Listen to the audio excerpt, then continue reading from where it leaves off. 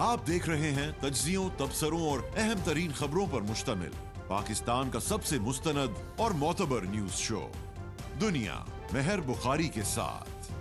अस्सलाम वालेकुम and good evening. मैं हूं मेहर Bukhari. UN stands with Gaza but US continues to stand with Israel.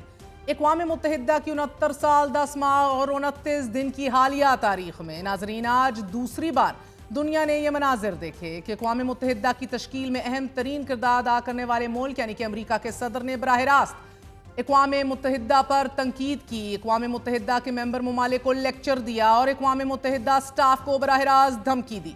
ये मनाजिर यकीनन पूरी दुनिया के लिए ना सिर्फ चौंका देने वाले थे।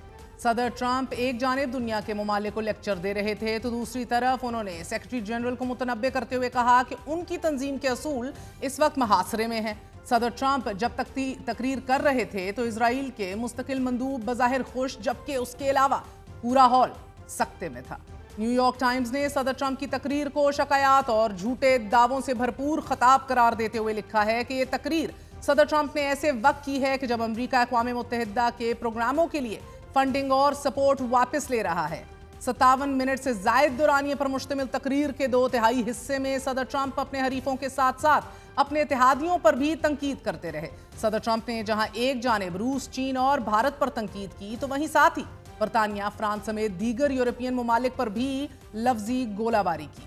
द गार्डियन ने सदर ट्रंप की तकरीर के एक जुमले your country's are going to hell को बतौर शह सुर्खी लगाते हुए लिखा है कि सदर ट्रंप यूरोपियन रहनुमाओं और अक़वाम मुत्तहिदा पर शदीद गुस्से में थे और उन्होंने अक़वाम मुत्तहिदा पर सख्त तनकीद भी की। बज़ाहिर सदर ट्रंप के यूरोपियन ममालिक पर गुस्से की वजह इन यूरोपियन ममालिक की तरफ से फ़लस्तीन को आज़ाद रियासत तस्लीम करना था, मगर सदर ट्रंप ने यूरोपियन ममालिक को तारकीन वतन यानी कि इमिग्रेंट्स के मौजू पर सख्त तनकीद का निशाना बनाया। अमरीकी सदर की तकरीर में सब कुछ था, लेकिन अगर कुछ नहीं था तो वो गजा में जारी कत्लेआम था कि जिस पे सदर ट्रंप ने एक लफ्ज़ भी नहीं बोला। वाज़े रहे कि सदर ट्रंप ने बात की एनर्जी की, बात की इमिग्रेशन की, ग्लोबल वार्मिंग की, क्लाइमेट चेंज को, इन सब चीज़ों को होक्स करार दिया, स्कैम करार दिया, डोमेस्टिक स्टेट से मुखातिब दिखाई दिए। बल्कि सदर ट्रंप ना अगर बात करते दिखाई दिए तो वो ना सिर्फ कैजुअल्टीज़ और ह्यूमैनिटेरियन क्राइसिस ऑफ गजा था, बल्कि इसके ऊपर एक पुरस्रार खामोशी इजराइल के किरदार पे भी रही। सदर ट्रंप अपनी तकरीर में गजा में अमन को यरगमालियों की रिहाई से नत्थी करते रहे और फ़लस्तीनी रियासत के क़याम को हमास की फतह से।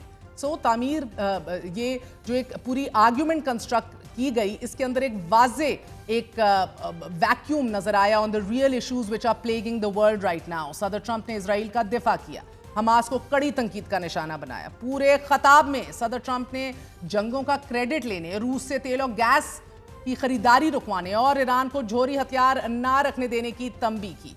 फ़लस्तीन की तबाह हाली के तनाजुर में मुस्लिम दुनिया की तमाम तर तवक्कुआत और क़यास-आराइयों के बरक्स अमरीकी सदर ने अक़वाम मुत्तहिदा की 80th बर्थडे पर उसे ही कड़ी तनकीद का निशाना बनाया। अमरीकी सदर ने कहा कि अक़वाम मुत्तहिदा से सिर्फ 2 ही चीज़ें मिली हैं, एक ख़राब टेलीप्रॉम्प्टर और दूसरा जंगों को ख़त्म ना कराना, यानी कि जंगें रुकवाना जो अक़वाम मुत्तहिदा का काम है, ये काम भी मैं कर रहा हूँ। सदर ट्रंप ने 7 जंगें रुकवाने का क्रेडिट लेते हुए ये भी कहा कि मैं नोबेल इनाम के लिए सब नहीं कर रहा बल्कि लाखों जिंदगियां बचाने के लिए कर रहा हूं। सदर ट्रंप ने ईरान को मुतनब्बे करते हुए कहा कि जोहरी प्रोग्राम ख़त्म करने की मेरी पेशकश ठुकराने पर ईरान के तमाम लीडरशिप कत्ल कर दी गई। उनकी जोहरी हथियार हासिल करने की सलाहियत को भी ख़त्म कर दिया गया और ये काम कोई और नहीं कर सकता था। सदर डोनाल्ड ट्रंप ने अपने खताब में रूस पर भी कड़ी तनकीद करते हुए यूरोपियन ममालिक और दीगर अक़वाम को तंबीह की कि रूस से तेल और गैस खरीदना बंद कर दिया जाए और रूस यूक्रेन जंग उस वक्त तक ख़त्म नहीं होगी कि जब तक रूस पर सख्त पाबंदियां आयद नहीं कर दी जाएंगी। अक़वाम मुत्तहिदा का ये इजलास ऐसे वक्त चल रहा है नाजरीन जब गजा में इंसानियत कट रही है। दुनिया को ये उम्मीद थी कि सदर ट्रंप अपने खताब में गजा के हवाले से किसी ठोस मंसूबे का ऐलान करेंगे, मगर ऐसा कुछ नहीं हुआ। उन्होंने दुनिया भर के तमाम मसाइल को टच किया, लेकिन गजा के मामले में उन्होंने इजराइल पर तनकीद की बजाय हमास और फ़लस्तीन को तस्लीम करने वाले ममालिक को निशाने पर रखा। सदर ट्रंप ने कहा कि जब जंग खत्म होने से पहले ही जो ममालिक फ़लस्तीन को तस्लीम कर रहे हैं, यह हमास के लिए ज़बरदस्त इनाम है और अमन के लिए एक ही रास्ता है कि तमाम इजरायली यरगमालियों को रिहा किया जाए। واضح رہے ناظرین، اقوام متحدہ کے اجلاس کا اسرائیل نے بوائیکاٹ کیا، جبکہ اسرائیل کا صرف ایک مستقل نمائندہ اجلاس میں شریک تھا اور حماس پر تنقید اور یرغمالیوں کی رہائی کے امریکی صدر کے بیان پر صرف اسرائیلی نمائندہ اور اس کے حامی ہی تالیاں بجاتے دکھائی دیے۔ یہ بھی افسوسناک امر ہے انٹو اٹ سیلف کہ وہ فلسطین کے جو اس وقت کٹ رہا ہے، اس کے صدر محمود عباس جو ہیں، ان کو نیو یارک میں سعودی عرب اور فرانس کے بلائے گئے اجلاس میں شرکت کے لیے ویزا ہی نہیں دیا گیا۔ He was unable to attend this moot. Video link پر خطاب میں محمود عباس نے بڑا واضح پیغام دیا کہ غزہ پر حکومت کرنے میں حماس کا کوئی کردار نہیں ہوگا۔ حماس ہتھیار ڈال دے اور ہم چاہتے ہیں کہ ہتھیاروں کے بغیر ایک متحد ریاست قائم کی جائے کہ جس کا 3 ماہ میں عبوری آئین بھی تیار کیا جائے اور انتخابات بین الاقوامی مشاہدے کے تحت کرائے جائیں۔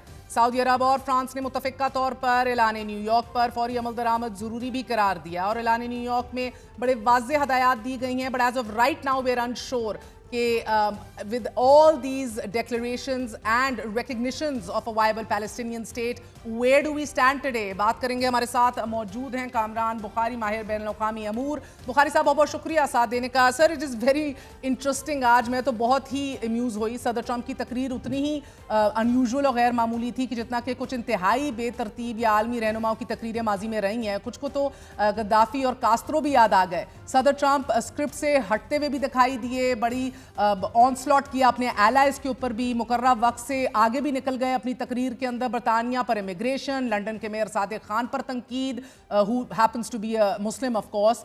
بڑے ایک بے ہنگم سے سلسلہ لگ رہا تھا ان کی تقریر۔ کیا اقوام متحدہ کے قیام کے 80 سال بعد کے بارے میں بھی lack of vision from America؟ Isn't that shocking for you, sir؟ بین الاقوامی کمیونٹی کو strong borders اور conservative energy کے لیکچرز کے ساتھ ساتھ لگ رہا تھا کہ وہ صرف ڈومیسٹک کنزمپشن اپنے امریکنز کے لیے خطاب کر رہے ہیں، ڈرگز، اکانومی، ویپنز، میں بڑا مقبول ہوں، بائیڈن ایڈمنسٹریشن بڑی فارغ تھی۔ انسانی مصائب پر بھی انہوں نے بڑا کم وقت دیا، بلکہ ٹچ نہیں کیا۔ غزہ کی بات کر لیجئے سر، عام شہریوں کی حفاظت کیسے کی جائے گی؟ what is the future؟ جغرافیائی سیاست، یرغمالیوں کے مسائل، ہجرت وغیرہ پر زیادہ توجہ مرکوز ہی نہیں کی صدر نے سر۔ سو I want to ask you کہ یہ ایکسپیکٹیشنز تو ہوتی ہیں from a plate form as grand as big as اقوام متحدہ کا پلیٹ فارم، انسانی جانوں کے ساتھ ریاستی مفادات کا ایک بیلنس کریٹ کرنا۔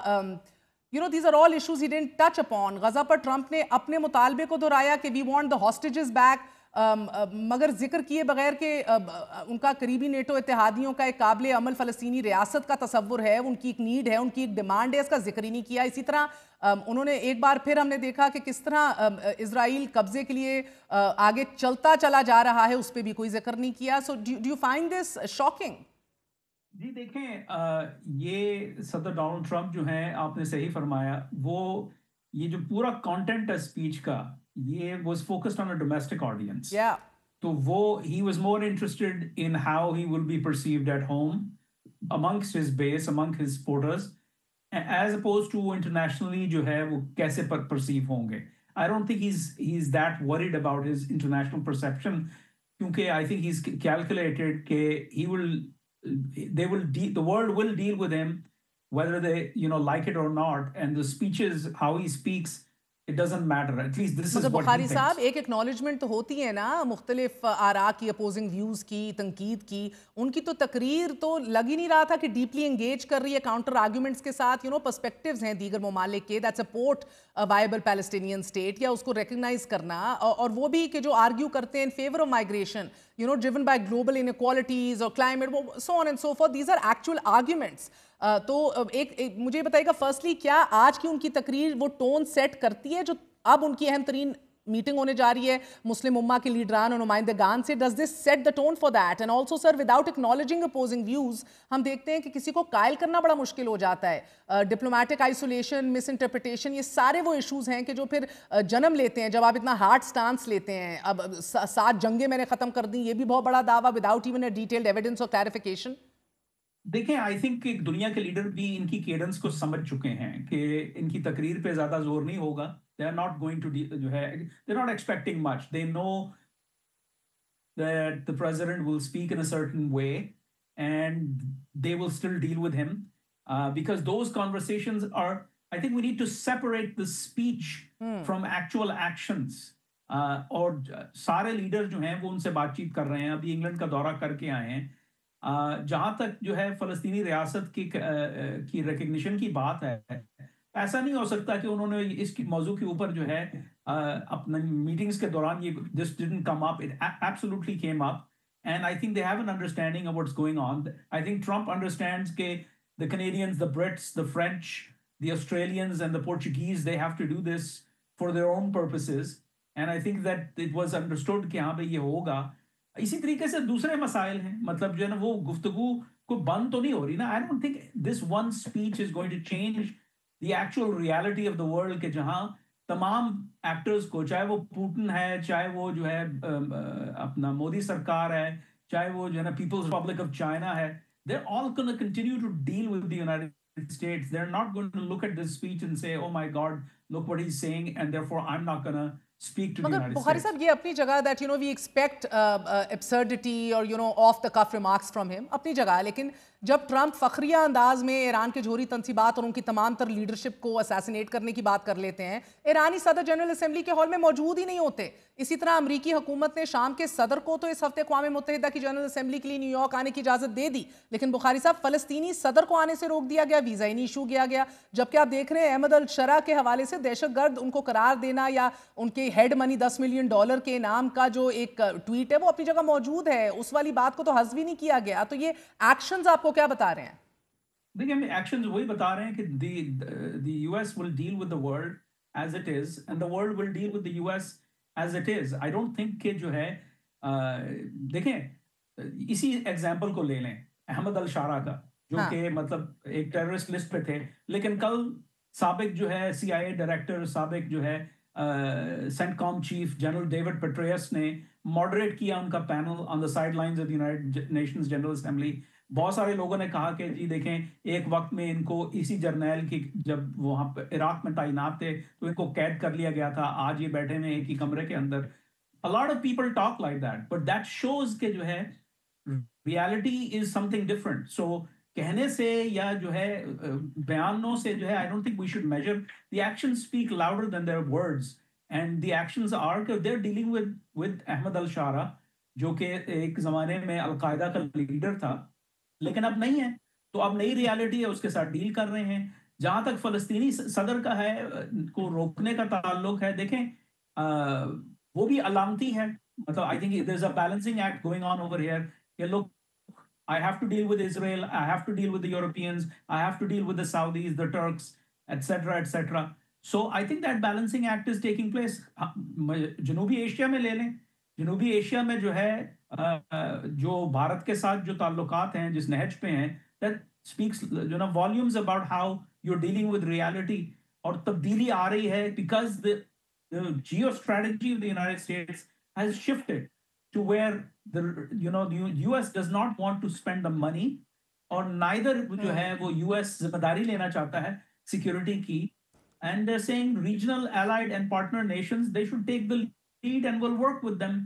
Baki, see, I think what we're used to is a certain decorum, a certain cadence from the President of the United States when he says things and when he goes to the UN. تو ہمیں وہ ایک جو ہے expectations بنی نہیں ہیں کئی دہائیوں کی. I think that we should not have those expectations because so much has changed. So why are we sticking to sort of the old ways of doing things? صدر ٹرمپ کا یورپین ممالک کو یہ کہنا کہ تم سب جہنم میں جاؤ گے, your countries will go to hell, and then lecturing them, threatening them with more tariffs to buy oil, اگر وہ رشیا سے آئل اور گیس خریدتے رہے, آپ کو کوئی بیک کلیش نہیں لگ رہا ان سب چیزوں کا بھی؟ اس طرح کی باتیں پہلے بھی ہوئی ہیں نا, ان کے اوپر ٹیرفز کی بات تو پہلے بھی ہوئی تھی. ان کو کہا گیا تھا کہ بھائی اگر تم اپنا بجٹ نہیں بڑھاتے, commitment, your financial commitment towards the NATO pool to the agreed upon 2% of your GDP, then I'll leave you to the Russians. تو اس طرح کی باتیں وہ پہلے بھی کر چکے ہیں. I think the Europeans know distinguish between the rhetoric and the reality. And I think that we in the observer community, چاہے ہم جو ہے تجزیہ نگاری میں ہیں, چاہے ہم صحافت میں ہیں, I think we should also do that and not go by what someone is saying in a speech. So بخاری صاحب, امریکہ چاہ رہا ہے کہ غزہ کا کنٹرول UN کو مل جائے اور اس کے لیے ایک فورس کی بھی بات ہو رہی ہے بڑی شد و مت سے, بٹ ٹو بگن ود بنیادی سوال تو یہی ہے نا کہ فلسطینی ریاست آپ کو بنتے دکھ بھی رہی ہے کہ نہیں ابھی؟ I don't, and I don't think anybody should expect that, because Palestinian state یا کوئی بھی ریاست تاریخ میں اٹھا کے دیکھ لیں, وہ جب معرض وجود میں آئی ہے تو وہ ایک جدوجہد کے بعد آئی ہے جس میں ایک کوہیرنٹ لیڈرشپ ہے, ایک کوہیرنٹ تحریک ہے, اس کے جو ہے حالات سازگار ہوتے ہیں. پاکستان کے جو ہے نا کہ قیام کو ہی لے لیں, پاکستان کا قیام اس لیے معرض وجود میں آیا کہ the Brits said okay we're leaving and we're decolonizing and we're going to grant you independence. اور قائد اعظم محمد علی جناح کی قیادت میں آل انڈیا مسلم لیگ نے یہ مطلب ایک تحریک چلائی. things came together and لیکن apply those same principles on the Palestinian issue. پہلے تو جیوگرافی جو ہے وہ کنٹیگوس نہیں ہے, پھر وہاں پہ جو ہے اندرونی اختلافات, دو تحریکیں ہیں جو کمپیٹ کر رہی ہیں پیلسٹینین لیڈرشپ کے لیے, حماس اور فتح, اور دونوں ہی بدحال ہیں اپنی اپنی وجوہات کی وجہ سے. پھر یہ ہے کہ اسرائیل کی جو اپنا ملٹری سپیریورٹی ہے, it's not willing to allow for a Palestinian state to come, اور اس کے اوپر دباؤ جو ہے وہ بس مطلب ہے, دباؤ بڑھ رہا ہے, لیکن اس لیول پہ نہیں ہے کہ it will translate into a ریاست any time soon. So I think that's where we are. I don't see کہ اس کا مطلب in the foreseeable future کوئی Palestinian state ہوگا. اس کی وجہ یہ نہیں ہے کہ کوئی مطلب امریکہ نہیں چاہ رہا یا کوئی اور نہیں چاہ رہا. It's who are the real مطلب stakeholders, the Palestinians and the Israelis. You can expand it to the Arabs, and even the Arab states are divided over this issue as to where the Palestinian state will come. تاریخی طور پہ یہ رہا ہے ان کا المیہ. So I think that this is something that is مطلب very clear. So sir, realistically تو پھر عرب states کو ابھی آپ اسٹیک ہولڈر ہی سمجھ لیجئے نا, because the Palestinian leadership is nowhere around. تو سوال تو یہ ہے کہ اگر وہ فوج بنتی ہے کہ جس کا تصور کیا جا رہا ہے, تو یقیناً عرب ممالک اور پاکستان اس فوج کا حصہ ہوں گے, کیونکہ پاکستان UN فوج کا, امن فوج کا حصہ بھی ہے. سو ہمارے مشن بھی جاتے رہتے ہیں. پھر the big question is اسرائیل کو امریکہ نے اس پلان پر اعتماد میں لیا ہوگا, نہیں لیا ہوگا, where do we stand? Because sir also اب ہمارا سعودی عرب سے ایک دفاعی پیکٹ بھی ہوا ہے, اس کی روشنی کے اندر اب بتائیے گا شہباز شریف جو ملنے جا رہے ہیں صدر ٹرمپ سے آن دا سائڈ لائنز, وہ کتنی غیر معمولی اہمیت کا حامل میٹنگ ہے؟ I think you asked probably the most important question. دیکھیں یہ جو سعودی پاک معاہدہ ہوا ہے نا, اس کا براہ راست غزہ کے ساتھ تعلق ہے. I wrote a paper in May of this year predicting کہ post war Gaza security جو ہے وہ ایک coalition of Arab Muslim states is going to be able to will be given that responsibility, because US جو ہے وہ نہیں چاہتا یہ ذمہ داری. اسرائیل کی جو آکوپیشن ہے اس کو کوئی قبول نہیں کرنا چاہتا, تو پھر وہاں پہ مطلب کون سیکورٹی پرووائڈ کرے گا. So this was the only solution, and I think that the Americans are telling the Saudis, look, you're taking the lead on this. Okay, work with the Turks, work with the Israelis. اب ظاہر ہے Saudis are in a bind. وہ tricks کے ساتھ ایک limited relationship رکھنا چاہتے ہیں because of history, and they want to confine that relationship to Syria for now. پھر مطلب who else is left? The Saudis don't have the military capability. The Egyptians can offer some help. Then the only other alternative is to turn to Pakistan. ٹھیک ہے, اور پاکستان کے ساتھ یہ جو strategic mutual defense agreement ہے, I mean we won't need Saudi help anytime soon. ٹھیک ہے, مطلب وہ مئی میں 87 گھنٹے کی جنگ ہوئی تھی بھارت کے ساتھ, لیکن I think we're back to where we were, اور ان قریب جو ہے one cannot predict this, but I don't see کوئی اشد ضرورت پڑے گی سعودیز کو پاکستان کو. اور اسی طریقے سے سعودیز پہ کوئی حملہ نہیں کر رہا, نہ ہی اسرائیل, نہ کوئی ایران, ان کے کوئی بھی مطلب even if you add Turkey as a potential long-term threat, that's not happening. So what are we getting together for? I think it has to do with Gaza, and I think that's the discussion that's going to happen. وہ multilateral setting میں جو صدر Donald Trump ملاقات کریں گے عرب اور مسلم ممالک کی سربراہان کے ساتھ, اور پھر bilateral بھی یہ ڈسکشن ہوگا. Ultimately, Meher, I think what is important to see here is the Saudis and the Arab states and Pakistan and the Turks, ultimately they will have to solve this issue of the Gaza. یہ Gaza کا جو جہاں پر اس وقت حالات ہیں, اس کو recovery میں لے جانے میں ان کا کردار ہوگا, اور وہ they will have to work with Israel. And I think that's what the Americans are saying. Don't rely on us. We have said yes, we're for a two-state solution, but no administration جو ہے आज तक deliver कर पाई है. So very interesting, Bukhari साहब. So you don't seem to be much bothered about कि अगर खाक में बदन इंडिया फिर से पाकिस्तान पे अटैक करे तो सऊदीज का क्या रोल होगा, या फिर सऊदीज की राइवलरी के अंदर हम किस तरह एम्ब्रॉयल हो जाएंगे. That is not an issue. यानी कि आप मशरक़ वस्ता में पाकिस्तान का एक बड़ा वाज़े फाल किरदार देख रहे हैं विज़ Palestine. I mean, what else do the Saudis need us for? I mean, उनकी क्या प्रायोरिटी लिस्ट पे क्या है और हम कहाँ मदद कर सकते हैं. यही है.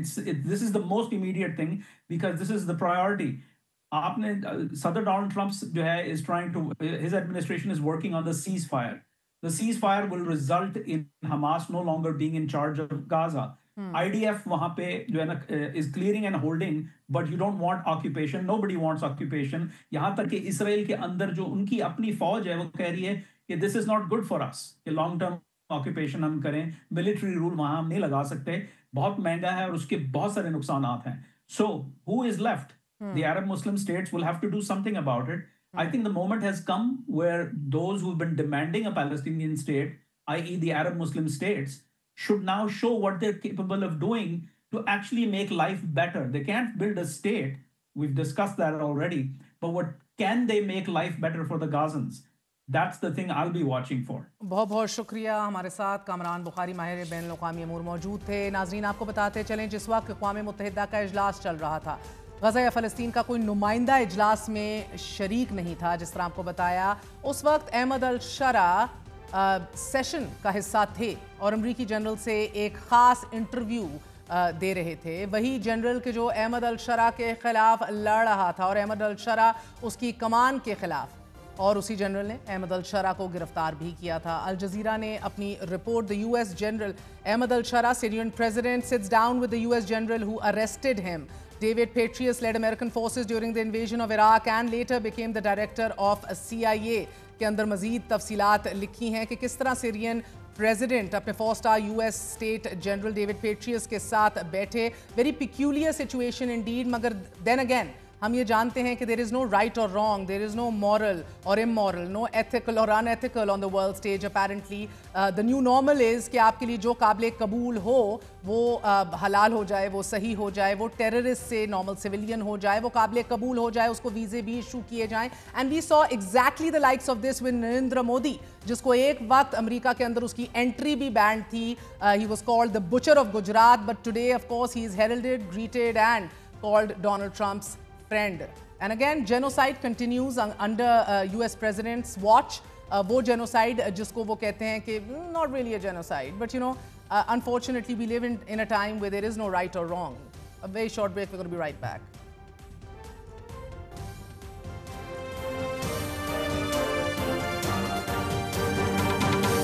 इंसदाद दहशतगर्दी अदालत में GHQ हमला केस की अहम तरीन समाअत हुई. साबिक वज़ीर आज़म इमरान खान को समाअत में बज़रिया वीडियो लिंक अदालत पेश किया जाना था. कमरा अदालत में बैठे वकला और जमात के रहनुमा ये तवक्को कर रहे थे कि इमरान खान अडियाला जेल से वीडियो लिंक के जरिए रावलपिंडी की इंसदाद दहशतगर्दी अदालत में नस्ब स्क्रीन पर सामने आएंगे और अदालती सवालात के जवाबात देंगे. लेकिन साबिक वज़ीर आज़म इमरान खान को एक मोबाइल फ़ोन पर व्हाट्सएप वीडियो कॉल के जरिए पेश किया गया. इससे कबल सुप्रीम कोर्ट के साबिक चीफ जस्टिस काजी फायज़ ईसा के दौर में नैब ऑर्डिनेंस के खिलाफ दरख्वास्तों की समाअत के दौरान इमरान खान को अडियाला जेल से वीडियो लिंक के जरिए पेश किया गया था, जबकि आज इमरान खान को अडियाला जेल से व्हाट्सएप पे लिया गया और ये मोबाइल फोन जज के सामने रखा गया. दौरान समाअत इमरान खान के वकील फैसल मलिक ने अदालत से इस्तदा की कि हमने व्हाट्सएप कम्युनिकेशन को हाई कोर्ट में चैलेंज कर दिया है. व्हाट्सएप कॉल वीडियो लिंक तस्वुर नहीं की जा सकती, हमें वक्त दिया जाए. अदालत ने रिमार्क्स दिए कि आप जाकर चैलेंज कर दीजिए मगर अदालती कार्रवाई नहीं रोकी जाएगी. दौरान समाअत इमरान खान के वकील और जमात के सेक्रेटरी जनरल सलमान अकरम राजा ने एतराज उठाया कि जब अदालत ने इस मुकदमे का ओपन ट्रायल करने का फैसला किया है तो फिर तमाम मुल्ज़मान की तरह इमरान खान को भी अदालत में पेश होने दिया जाए. सलमान अकरम राजा ने अदालत को बताया कि इमरान खान को एक काल कोठरी में बंद करके तनहा करने की कोशिश की जा रही है कि जो न सिर्फ इंसानी हकूक बल्कि मुल्की आइन की भी खिलाफ वर्जी है. दौरान समाअत इमरान खान ने जज अमजद अली शाह को मुखातिब करते हुए कहा कि ये वीडियो लिंक ट्रायल नहीं व्हाट्सएप ट्रायल है. जबकि सलमान अकरम राजा ने अदालत से इस्तदा की कि उनके मौक्कल से बात कराई जाए। अदालत ने इस्तदा मंजूर करते हुए इमरान खान से बात करने की इजाजत दी, ताहम नेटवर्क बेहतर न होने के बायस साबिक वजीर आजम अपने वकला से बात नहीं कर सके। दौरान समाअत व्हाट्सएप कॉल के दौरान प्रोसिक्यूशन के 8 गवाहान पेश कर दिए गए। बकौल वकला इमरान खान ना ही उनकी आवाज सुन पा रहे थे और ना ही इमरान खान की आवाज कमरा अदालत में सुनाई दे रही थी। वकला के मुताबिक जिस मोबाइल फोन पर व्हाट्सएप कॉल चल रही थी, इस मोबाइल की स्क्रीन जज साहब की जानिब थी। इमरान खान सिर्फ जज साहब को ही देख सक रहे थे। दौरान समाअत वकील फैसल मलिक ने एतराज उठाया कि इमरान खान से मुशावरत तक अदालती कार्रवाई का हिस्सा नहीं बनना चाहते। अदालत ने रिमार्क्स दिए कि गुज़िश्ता समाअत पर आपकी इमरान खान से बात करवाई तो वो तकरीर करना शुरू हो गए। उन्होंने अदालती कार्रवाई का बॉयकॉट कर दिया था। वकील सलमान अकरम राजा ने नुक्ता उठाया कि हमें इमरान खान से मिलने नहीं दिया जा रहा, वकील अपने मौक्कल की हदायत पर चलता है। अदालत ने रिमार्क्स दिए कि ट्रायल कोर्ट हाई कोर्ट की हदायत और अहकामात नजरअंदाज नहीं कर सकती। ताहम वकला ने एक बार फिर अदालती कार्रवाई का बॉयकॉट कर दिया, जबकि अदालत ने मुल्जिमान और वकलाए सफाई के बगैर गवाहान के बयान रिकॉर्ड करने का फैसला भी कर लिया। अदालती समाअत के बाद मीडिया से गुफ्तगू करते हुए सलमान अकरम राजा का कहना था कि जब उन्होंने इमरान खान से बात करने की कोशिश की तो उनकी आवाज सुनाई दे रही थी और ना ही वकला उनको सुन पा रहे थे। कमरा अदालत में मुकदमे से मुतल्लिक जो अदालती कार्रवाई हुई है, इस बारे में इमरान खान लाइल्म है। हमने अदालत से ये दरख्वास्त की कि वकला को मौका दिया जाए खान साहब से बात करने का। हमें हक हासिल है कि हम तन्हाई में हम उनसे बात कर सकें। उस हक को भी जुटलाया गया, हमारी उनसे बात नहीं हो सकी। जज साहब ने फिर कहा कि मेरे फ़ोन पे बात नहीं हो पा रही क्योंकि लिंक बड़ा कमज़ोर है। लेकिन ना खान साहब को आवाज़ आ रही, जब उनसे बात करने की कोशिश की गई तो उनको कोई आवाज़ नहीं गई, ना उनकी आवाज़ कमरा अदालत तक आ सकी। इसलिए जाहिर है कि जो गवाही रिकॉर्ड हो रही है, खान साहब उससे लाइल्म है। तो हमने एक दरख्वास्त बनाई है, हमने अदालत को ये कहा है कि हमारे लिए मुमकिन नहीं है कि हम इस अमल का हिस्सा रहें। ये एक खुली अदालत में मुकदमा चलना चाहिए, तो ये नहीं हो पा रहा। खान साहब को दानिस्ता तौर पे अलहदा किया गया है और कहा यह जा रहा है कि ये ट्रायल हो रही है, ये फेयर ट्रायल हो रहा है। ये बिल्कुल एक मजाक है और हम हरगिज इसका हिस्सा नहीं बनेंगे। तो हम वॉकआउट कर गए हैं। हमारी दरख्वास्त तहरीरी जो है अदालत के सामने पेश कर दी जाएगी। हमने Rawalpindi bench Lahore high court में भी आज एक पिटिशन दायर कर दी है इस अमल के खिलाफ। अब हम देखते हैं कि हमारी उस पिटिशन को कब सुना जाता है। दौरान समाअत वकला की जानिब से दी गई 2 अहम तरीन दरख्वास्तें मुस्तरद कर दी गई। इमरान खान के वकला ने इंसदाद दहशतगर्दी अदालत से उस वक्त तक मुकदमे की समाअत रोकने की इस्तदा की कि जब तक वीडियो लिंक के जरिए अदालती कार्रवाई से मुतल्लिक लाहौर हाई कोर्ट कोई फैसला नहीं देती।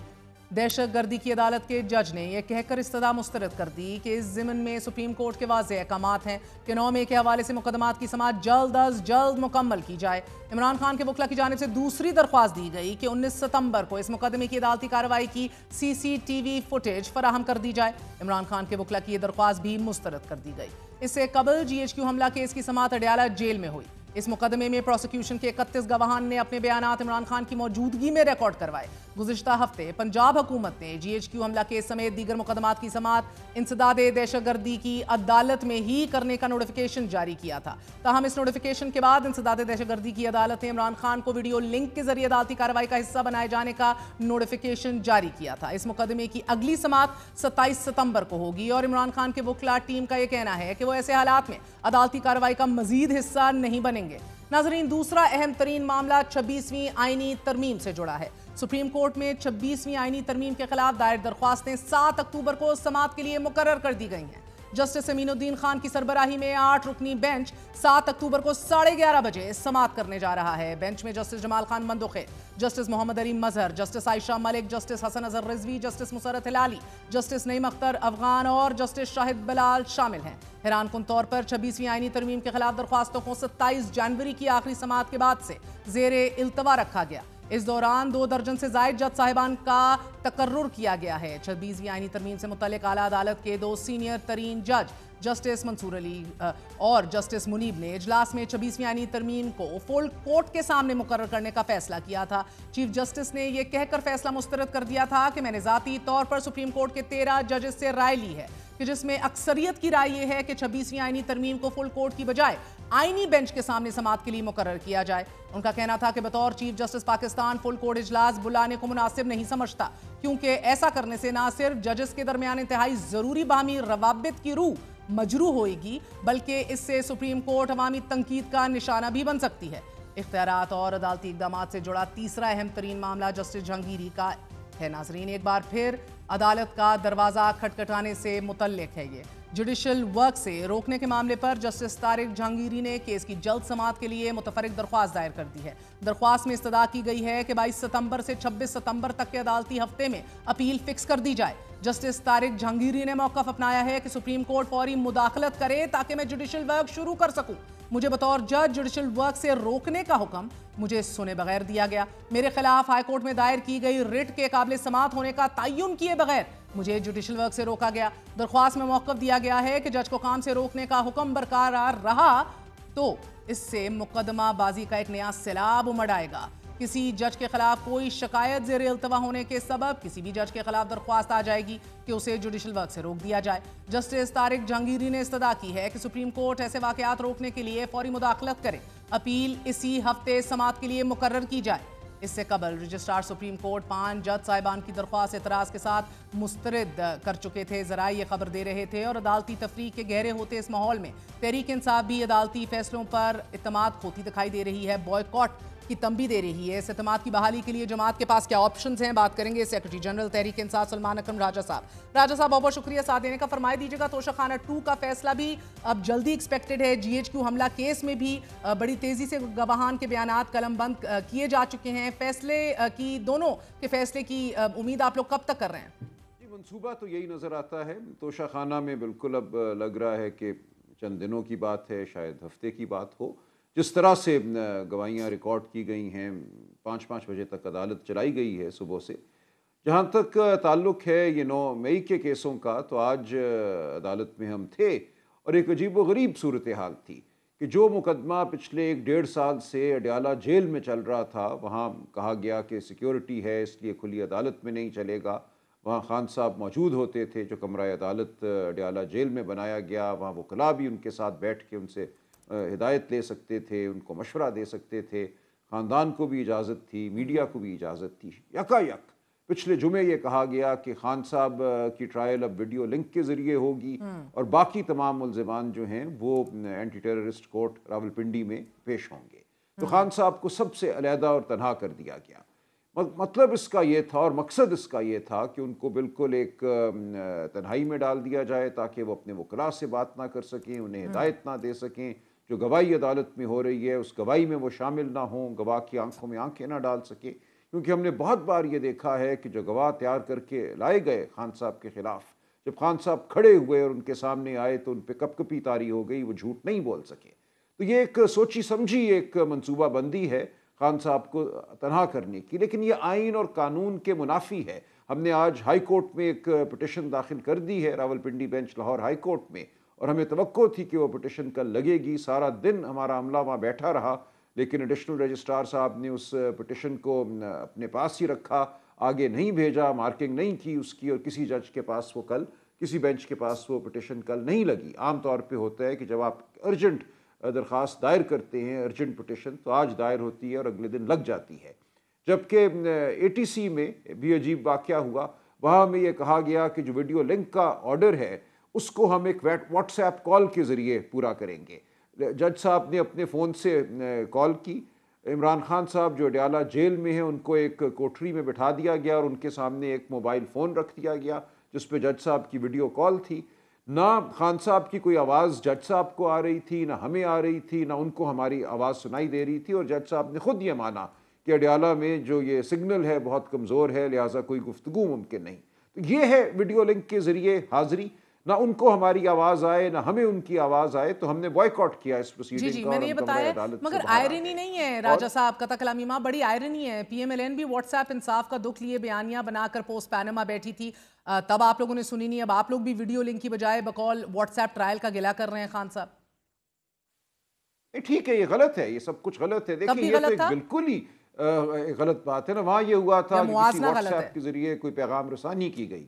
चले पैगाम रसानी तो व्हाट्सएप के जरिए हो सकती है, लेकिन एक पूरी ट्रायल को मुनक्कद करना, ये कहना कि ये साहब जेल की कोठरी में तन्हा बैठेंगे, किसी से बात नहीं कर सकेंगे, उनका हक है इमरान खान का अपने वकला से कॉन्फिडेंस में बात करना। ये हर मौक्कल का हक होता है कि वो बात कर सके। हमें उन तक रसाई नहीं, उन्हें हम तक रसाई नहीं। जज साहब ने कहा मंगल को तो आपको रसाई मिलती है, ये गलत बात थी। रसाई दौरान ट्रायल होनी चाहिए। और मंगल की भी जो रसाई है 25 मार्च से इस्लामाबाद हाई कोर्ट के एक फुल बेंच का फैसला है कि मंगल और जुमेरात को خان صاحب سے ملاقاتیں ہوں گی، خاندان کی، وکلاء کی اور رفقا کی، ایک بار بھی اس حکم پر عمل نہیں ہوا۔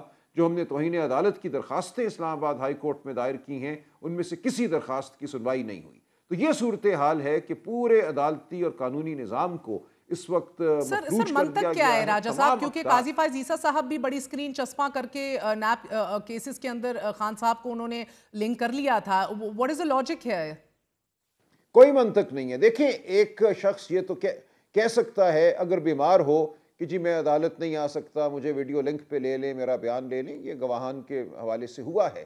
لیکن ایک شخص جو خود ملزم ہے اور وہ پیش ہونا چاہتا ہے، جو سپریم کورٹ میں معاملہ تھا اس میں عمران خان ملزم نہیں تھے، اس میں وہ پٹیشنر تھے، یہاں وہ ملزم ہیں، ان کا حق ہے کہ وہ اپنے وکلاء کے ساتھ بیٹھیں، ان کا حق ہے کہ جو ان کے خلاف گواہی دی جا رہی ہے اس کو سنیں، یہ حق ان سے چھینا جا رہا ہے۔ تو یہ بالکل بغیر کسی منطق کے یہ سب کچھ ہو رہا ہے، اس میں کوئی وجہ نہیں بتائی جا رہی اور کوئی وجہ ہو نہیں سکتی کہ جب 2 سال سے ٹرائل اڈیالہ جیل میں آپ نے کہا کہ بہت سیکیور ہے، بہت یہاں ایک طرح سے حفاظت کا انتظام ہے، تو اب یک وہ حفاظت اڈیالہ جیل کی کیوں ختم ہو گئی کہ خان صاحب کو اب جیل سے باہر لانا یا دیگر گواہان کو یا دیگر ملزمان کو یا جج صاحب کو جیل تک جانا اب دشوار معلوم ہو رہا ہے اور خان صاحب کو پوری دنیا سے یعنی کہ جب آپ چند دنوں میں یہ فیصلے ایکسپیکٹ کر رہے ہیں، اب آپ ان کو مزید اعلیٰ عدالتوں میں آپ چیلنج کریں گے کہ ڈیو پروسیس نہیں فالو ہوا؟ بالکل ہم چیلنج کریں گے۔ دیکھیں جب سائفر ٹرائل میں ایسا ہی ہوا تھا، اس وقت یہ کہا گیا کہ ٹرائل اڈیالہ جیل میں ہوگی، بالکل اس سے الٹ معاملہ تھا کہ اڈیالہ جیل کے علاوہ عمران خان کی کہیں ٹرائل ہو نہیں سکتی، اوپن کورٹ میں نہیں ہوگی، یعنی کہ عام عدالت میں نہیں ہوگی، لیکن اڈیالہ جیل میں ہوگی، اور وہاں ایک کوٹھڑی میں ٹرائل شروع ہو گئی، نہ خاندان کو اندر جانے کی اجازت تھی نہ میڈیا کو۔ اس کے خلاف ہم اسلام آباد ہائی کورٹ گئے اور 2 دفعہ ہم نے اس ٹرائل کو کوش کرایا، کالعدم قرار دلوایا۔ عدالت کی جانب سے بالآخر فیصلہ آیا کہ جیل میں بھی اگر ٹرائل ہونی ہے تو یہ اوپن ٹرائل ہوگی، خاندان کو وہاں موجود ہونے کی اجازت ہوگی، میڈیا کو موجود ہونے کی اجازت ہوگی، اور عام پبلک میں سے بھی اگر کوئی آنا چاہتا ہے تو اس کو اجازت ہوگی۔ اس فیصلے پر عمل ایک عجیب و غریب انداز سے کرایا گیا، 10 لوگوں کو عام پبلک کہہ دیا گیا، ہر پیشی پہ وہ 10 لوگ آ کے بیٹھ جاتے تھے اور ایک وین میں آتے تھے اور وین میں چلے جاتے تھے، یہ عام پبلک ہے، لیکن بہرحال ہم نے اس کو برداشت کیا۔ خاندان کو اجازت دی گئی، میڈیا بھی ایک مخصوص دوستوں کو وہاں بلا لیا جاتا تھا، جو خان صاحب کہتے تھے کچھ رپورٹ ہوتا تھا، کچھ رپورٹ نہیں ہوتا تھا، لیکن اب وہ چیز یکسر ختم کر دی گئی ہے۔ اب یہ کہا جا رہا ہے کہ جیل میں بھی ٹرائل جو ہے وہ نہیں ہوگی اور اس کی کوئی وجہ نہیں بتائی گئی۔ سر آج جج صاحب نے کوٹ کیا نا، عدالت کو آپ لوگوں پہ اعتماد نہیں ہے کہ صرف قانونی مشاورت کریں گے، کیونکہ سیاسی تقریریں شروع کر دیتے ہیں، یہ جج صاحب نے کہا، تو اس کی وجہ سے مشاورت کے دروازے ہی بند ہو گئے ہیں آپ لوگوں پہ۔ یہ نہیں کہ کر سکتے نا، وہ مشاورت بہرحال ان کا حق ہے، اور کوئی عدالت کے اندر سیاسی تقریر نہیں کرتا، یہ بالکل بے منطق بات ہے۔ ان کے جو وکلاء ہیں جنہوں نے ان کے ساتھ بیٹھنا ہوتا ہے، ان سے ہدایات لینی ہوتی ہیں، ان کو مشورے دینے ہوتے ہیں، آپ ان کو ان سے دور نہیں رکھ سکتے، یہ کسی قسم کی بھی کارروائی نہیں ہے۔ لیکن دیکھیں جو پہلے ہوا، سائفر ٹرائل کو 2 دفعہ کالعدم قرار دیا گیا، یہ 26ویں آئینی ترمیم سے پہلے کی بات ہے۔ اب 26ویں ترمیم کے بعد جو عدالتوں کی صورتحال ہے وہ آپ کے سامنے ہے۔ اسلام آباد ہائی کورٹ کے 5 جج جو ہیں وہ آج سڑکوں پہ چلنے پہ مجبور ہیں اپنے لیے انصاف مانگنے کے لیے، اور ان کو بھی سنوائی نہیں مل رہی۔ تو یہ صورتحال ایسی ہے کہ ایک سانحہ ہے، تاریخی سانحہ ہے۔ ایک بار پہلے بھی ہم نے ایک وزیر اعظم کو ایک بانڈی ٹرائل اور ایک بانڈی نظام سپیکنگ آف 26ویں آئینی ترمیم سر، اس کے خلاف درخواستیں سماعت کے لیے مقرر کر دی گئی ہیں اللہ اللہ کر کے۔ the question is now سر کہ یہ نہ فل کورٹ سن رہا ہے نہ ہی یہ بر وقت سنی گئی، ٹائم سینسٹیو، جس طرح کے خود سینئر ججز سے آ رہے تھے، سینئر پیونی جج منصور علی شاہ سمیت بہت سے پٹیشنرز تھے۔ اب 26ویں ترمیم کے خلاف درخواستوں کو 27 جنوری 2025 یعنی کہ بگننگ آف دس ایئر کے آخری سماعت کے بعد سے زیر التوا اور غیر فیصلہ کن رکھنے کے دوران ہم نے دیکھا کہ 2 درجن سے زائد ججوں کا تقرر ہو چکا ہے۔ کیا ان درخواستوں کی سماعت اپنے اپنے کاز کے جج کریں گے؟ کیونکہ بینچ تو خود اسی 26ویں آئینی ترمیم کی تخلیق ہے، یہ گلہ کیا جا رہا ہے، تو ڈو یو فیل کہ کلیئرٹی آئے گی یا مزید کنٹروورسی نہ ہو جائے سر؟ جی بالکل یہی نظر آ رہا ہے۔ دیکھیں جب یہ درخواستیں دائر کی گئی تھیں تو اتنے بڑے پیمانے پہ جج 26ویں آئینی ترمیم کے تحت مقرر نہیں ہوئے تھے سپریم کورٹ میں، تو اس وقت تو سپریم کورٹ تقریباً مکمل طور پہ، یا کچھ کو چھوڑ دیں 4-5 کو، ان ججوں پر اب اس کا انحصار ہے جو 26ویں آئینی ترمیم کے تحت ہی مقرر ہوئے ہیں۔ تو مجھے کوئی خاص امید نظر نہیں آتی اس سنوائی میں، لیکن بہرحال ایک مقدمہ دائر ہے، اس کو سنا جانا ہے، کچھ وکلاء پیش ہوں گے، کچھ بات کریں گے، لیکن فیصلہ کیا ہوگا وہ ہم پہلے ہی اس کا اندازہ بہت شکریہ سلمان اکرم راجہ صاحب ہمارے ساتھ موجود تھے، آپ نے گفتگو سنی ہے. Very short break, we're going to be right back.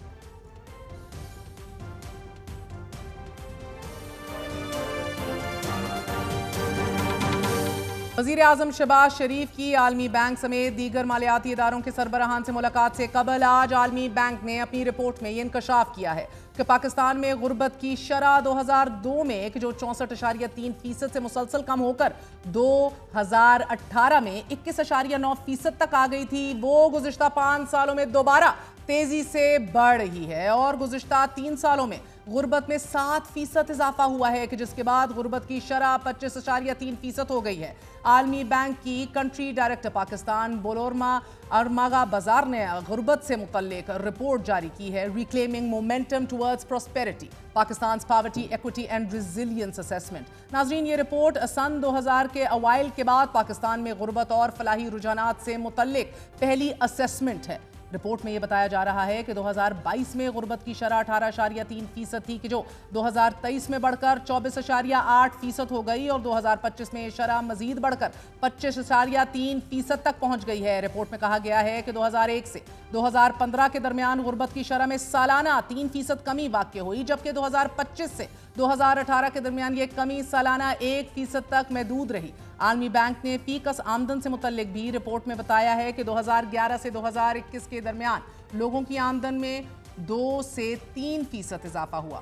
Report کے مطابق غربت میں اضافے کی بڑی وجوہات مختلف جھٹکے ہیں کہ جن میں کووڈ-19، مہنگائی، سیلاب اور میکرو اکنامک دباؤ شامل ہیں، لیکن اس کی ایک وجہ وہ کھپت پر مبنی ترقیاتی ماڈل بھی ہے کہ جس نے ابتدائی کامیابیاں تو دی ہمیں لیکن اب اپنی حد کو پہنچ چکا ہے. what you call is touching the ceiling. اب رپورٹ میں گزشتہ 2 دہائیوں میں غربت میں بڑی کمی کی وجہ زراعت کی بجائے دیگر شعبوں میں ملازمین اختیار کرنا بتائی جا رہی ہے. رپورٹ میں گزشتہ 25 برسوں کے سرکاری گھریلو سرویز، نئے اسیسمنٹس، ایسٹیمیٹس، تخمینے، جغرافیائی تجزیہ اور مختلف انتظامی ڈیٹا کو استعمال کیا گیا ہے. رپورٹ سے متعلق عالمی بینک کی کنٹری ڈائریکٹر برائے پاکستان نے یہ کہا ہے کہ نہایت اہم ہوگا کہ پاکستان اپنی بڑی محنت سے حاصل شدہ غربت میں کمی کے ثمرات کو محفوظ رکھے، ان کو ریٹین کرے اور ان اصلاحات کو تیز کر دے، ان ریفارمز کو جو خصوصاً خواتین اور نوجوانوں کے لیے روزگار اور مواقع بڑھائیں. رپورٹ میں لیک آف ہیومن کیپٹل میں کمی کا حوالہ دیتے ہوئے بھی یہ بتایا گیا ہے کہ پاکستان میں تقریباً 40% بچے غذائی قلت کے باعث کمزور ہیں، 1/4 پرائمری اسکول کے بچے اسکول سے باہر ہیں اور 75% بچے کے جو اسکول جاتے ہیں وہ پرائمری کے آخر تک ایک سادہ کہانی بھی پڑھ کر سمجھ نہیں پاتے. رپورٹ میں غربت میں کمی کے لیے دی گئی تجاویز دی گئی ہیں اور ان میں سے ایک میں بتایا گیا ہے کہ کمزور طبقات کو تحفظ دیا جائے، انسانوں، جگہوں اور مواقع پر سرمایہ کاری کی جائے تاکہ خاص طور پر پسماندہ طبقوں کے لیے انسانی سرمایہ کی کمی کو پورا کیا جا سکے.